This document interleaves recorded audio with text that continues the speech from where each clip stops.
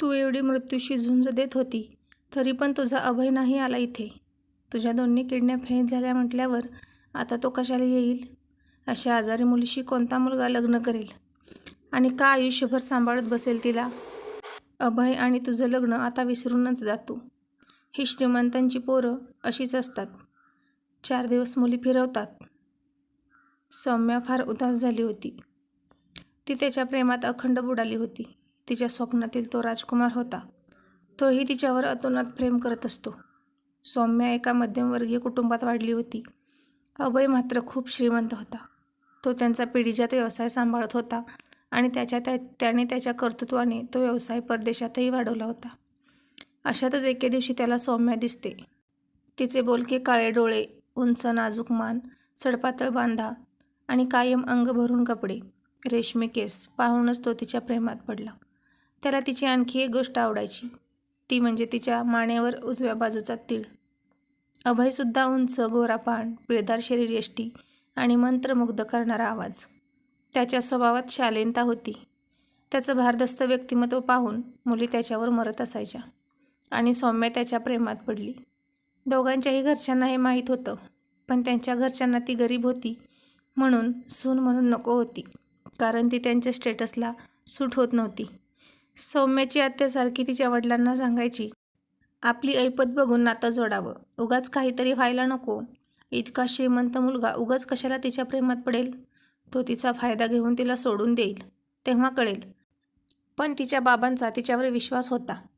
आत्या असं बोलायची कारण तिनं तिच्या मुलासाठी सौम्याला मागणी घातली होती, पण तिने नकार दिला होता. पण लग्न स्टेटस पाहून नसतं करायचं, समोरच्या जोडीदाराचा स्वभाव पाहून करायचं असतं, हे अभयला समजलं होतं. कारण त्याची आई त्याच्या वडिलांच्या आयुष्यात फक्त स्टेटस पाहून आली होती. प्रेम त्यांच्यात कसलंच नव्हतं. ओढून ताणून चाललेला संसार तो लहानपणापासून पाहत होता. त्याला मात्र असा संसार करायचा नव्हता. त्याचं ज्या मुलीवर प्रेम आहे तिच्यासोबत लग्न करणार आहे असं त्यानं स्पष्ट सांगितलं होतं. त्याची आई नाराज होती, पण वडील खूप खुश होते. त्यांनी सौम्याला सून म्हणून स्वीकारले होते. आज त्याचा वाढदिवस होता. त्याला आवडेल असे आणि कायम लक्षात राहील असं गिफ्ट तिला द्यायचं होतं. पण सगळंच तर होतं त्याच्याकडे. विचार करून करून तिचं डोकं काम करेनासं झालं आणि मग तिला सुचलं आणि ती गालातल्या गालात हसली. तिचा चेहरा लाजेनं लाल झाला. अभयला पण उत्सुकता होती की ती काय गिफ्ट देईल.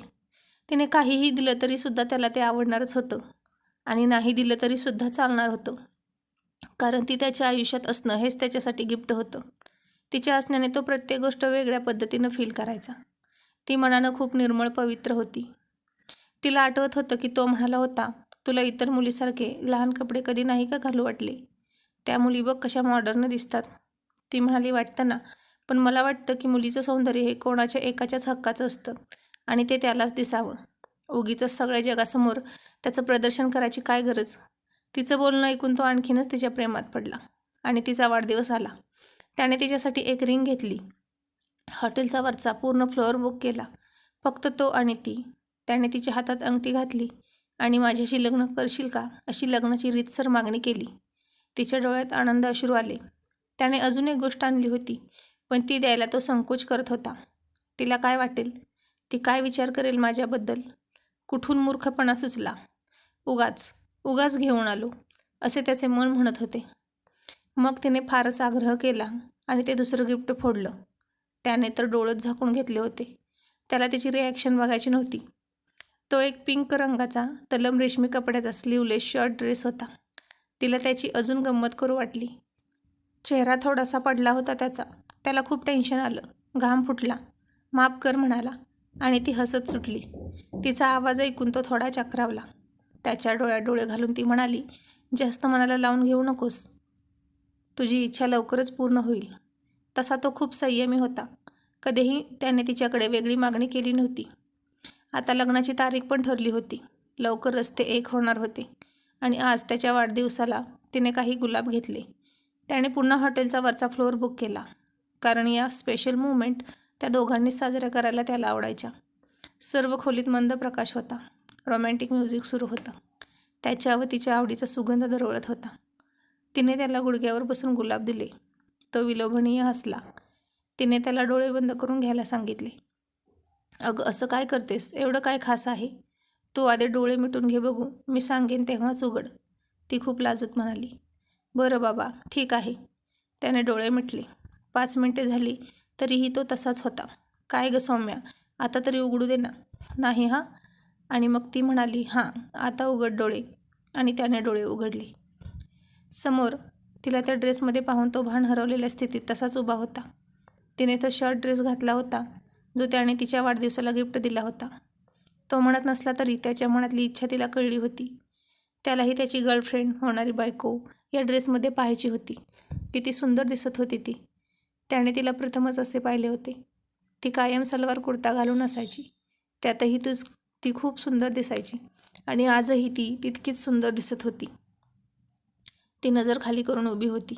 कोणासमोर अशा कपड्यात येण्याची ही पहिलीच वेळ आणि तो तिचा नवरा होणारच होता म्हणून तिने तो ड्रेस घातला होता.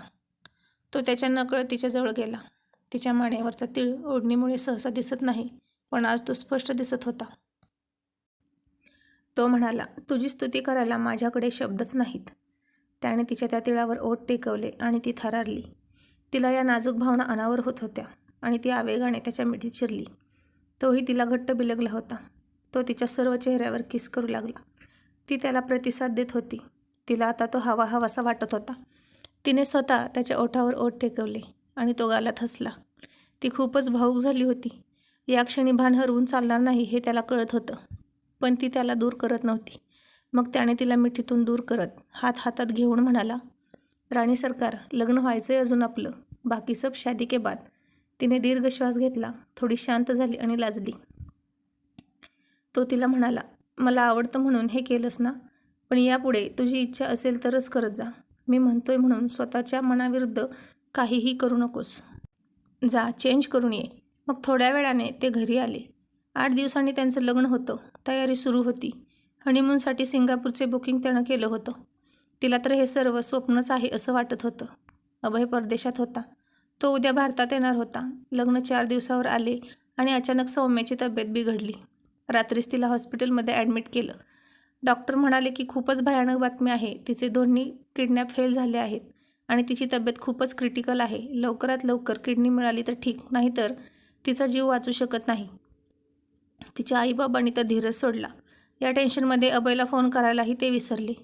पैशाचं टेन्शन तर होतंच, पण मुलगी वाचेल की नाही ही धास्ती जास्त होती. तो सारखा तिचा फोन लावत होता, मात्र घरीच फोन होता तिचा. मग त्याने तिच्या बाबांना फोन केला आणि त्यांनी सर्व हकीकत सांगितली. अभयला सुद्धा प्रचंड धक्का बसला. 12 तास होऊन गेले पण कुठूनही किडनीची व्यवस्था झाली नाही. तिच्या जीवाचा धोका वाढत होता. डॉक्टरही हतबल झाले होते. बाबांनी अभयला फोन केला पण त्याचा फोन लागत नव्हता. काही वेळाने पुन्हा लावला तर तो रिप्लाय देत नव्हता. त्यांनी त्याला शेवटी मेसेज केले पण नो रिप्लाय. शेवटी तिच्या आई वडिलांनी आशा सोडली. ते देवाला हात जोडून बसले होते आणि अचानक धावाधाव सुरू झाली. तिची तब्येत फारच बिघडली असावी. तिच्या रूमच्या बाहेर आईबाबा काळजी करत बसले होते आणि डॉक्टरांनी येऊन त्यांना आनंदाची बातमी दिली. किडनी डोनर मिळालेला आहे. आम्हाला घाई करावी लागेल, आधीच खूप उशीर झाला आहे. 3-4 तास ऑपरेशन चालू होतं आणि ते यशस्वी झाले. सौम्या मृत्यूच्या दाढेतून परत आली होती, पण अभय मात्र आला नाही किंवा साधा फोनही नाही केला. तिला शुद्ध आली तर ती अभय कुठे आहे असं विचारत होती. तिची आत्या म्हणाली, हा म्हणे अभय कुठे आहे. तू एवढी मृत्यूशी झुंज देत होती तरी पण तुझा अभय नाही आला इथे. तुझ्या दोन्ही किडन्या फेल झाल्या म्हटल्यावर आता तो कशाला येईल इथे.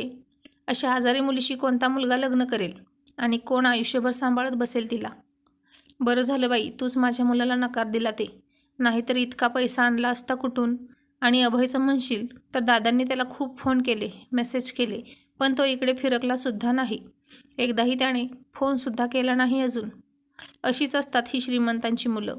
आता तुझा काही उपयोग नाही म्हटल्यावर गेला तुला विसरून. तिने बाबांच्या तोंडाकडे पाहिलं. ते खाली मान घालून उभे होते. तिनं समजून घेतलं.